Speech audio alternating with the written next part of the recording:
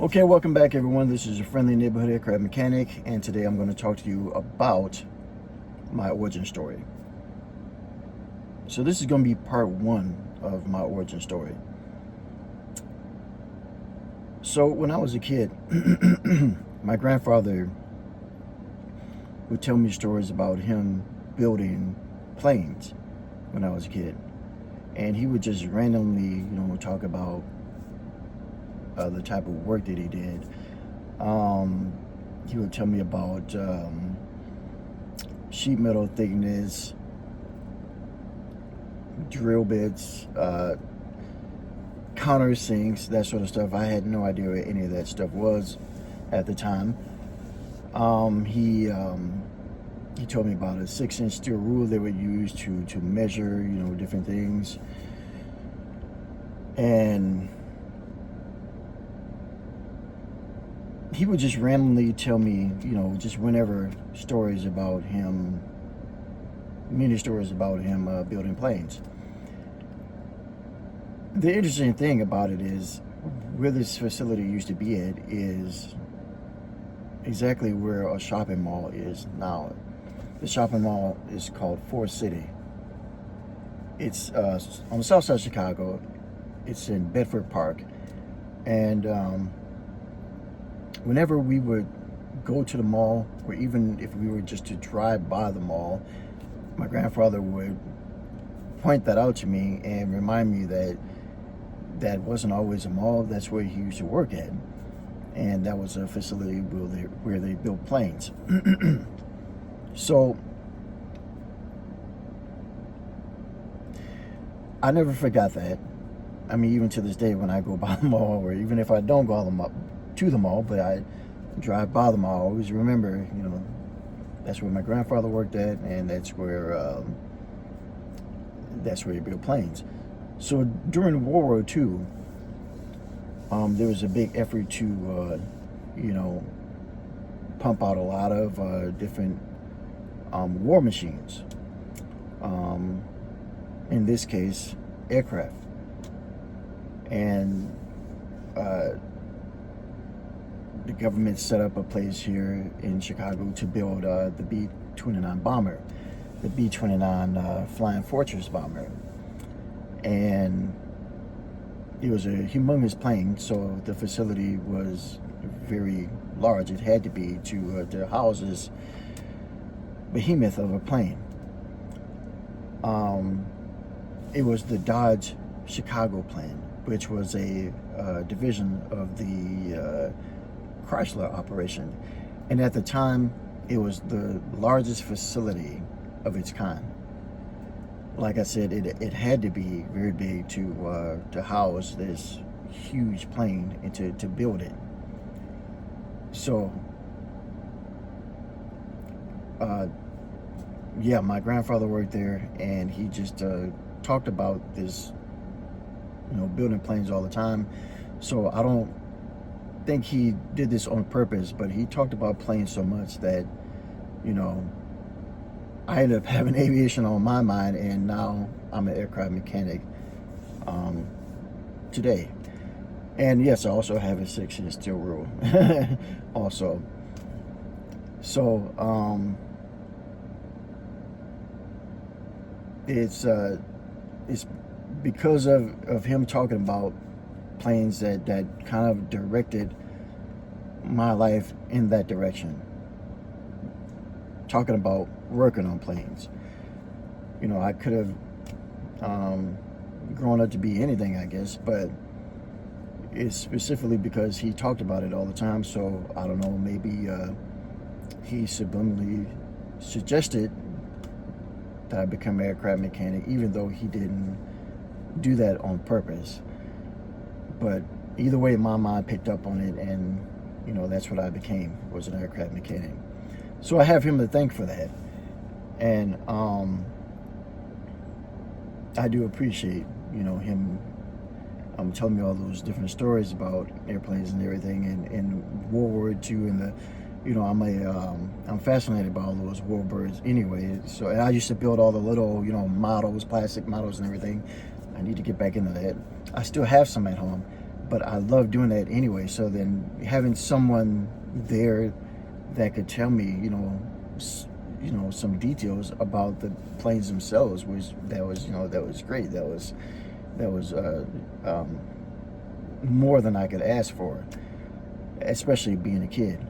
So I could see why I ended up, working on planes. I guess I did kind of have a fascination with planes anyway when I was a kid. More so the warbirds. So I think that's what got me.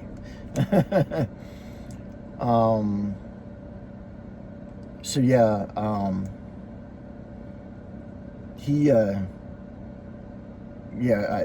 who knows, if he had talked about apples, maybe I'd be picking apples or something, but he talked about planes, so I ended up working on planes. He worked at United later on, and he worked there for years, and I saw the lifestyle that he lived. He would just take off and go to, he would go to Vegas, him and his family, my grandmother and his kids, they'd go to Vegas like either every summer or every other summer, but they would go to different places. And now I grew up seeing this, and I thought to myself, I could get used to that. So that's one of the perks of working for the airlines. And I am very fortunate that I was able to see some of the things, as far as aviation, before I got into it, to see some of the things and benefits that were involved. And I got to hear some of the stories about building things and some of the techniques that were used even before I got into aviation. I was in a very fortunate position, and really I have a lot to thank my grandfather for, about that. So he really put aviation, on the map for me, and so I wasn't really necessarily looking in that direction as far as a career, but I mean, just him talking about it, that put it right smack in front of me. Him not just talking about it, but talking about it all the time, and talking about it in detail, and then me seeing, him, flying, different places and everything, and using those benefits or privileges. So I got to see a lot of things way before I even thought about working for the airlines. So this is common knowledge. So yeah, thank God he was there. And I don't know if that's coincidence or not, but call it what you will, but fortunately I had the right people at the right place at the right time to give me the information that I needed to go in that direction if I wanted to. I didn't necessarily have to, but it was right there. It was an open door, and a lot of information was there. So it's like, and I still could have went in a different direction, but like I said, that door was already open for me. There's a lot of information already there, and it's like, sure, why not?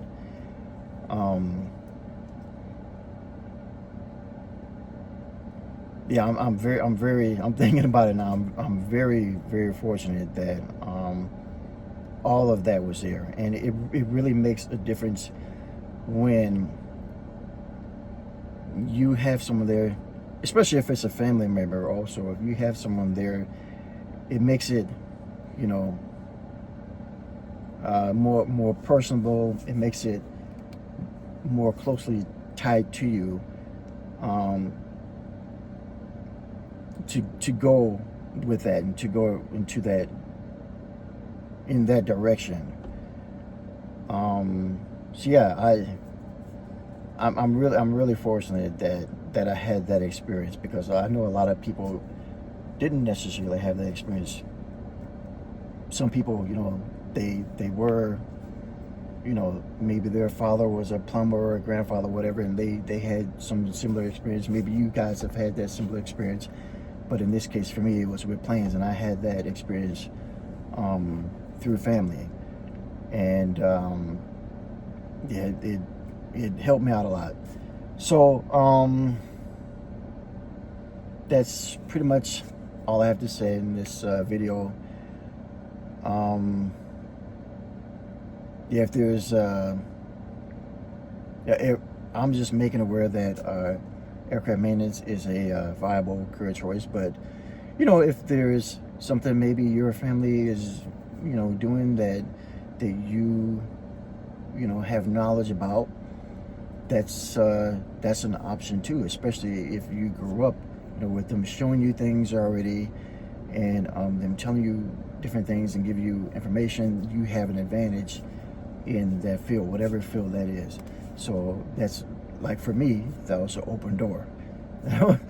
Like that was the stage set already for me. So you know, if you have something, you know, like that with your family, then that's an option that you can go with too, and that's something I wouldn't overlook either. If it's there and you already are privy to a lot of things, is you have an advantage, and it's going to just make things a lot more easier for you. So enough said. That was my origin story part 1. If you like what you heard, give me a like, give me a subscribe, leave a comment below. If you have any questions, you can ask me any questions. Thank you. Have a good one.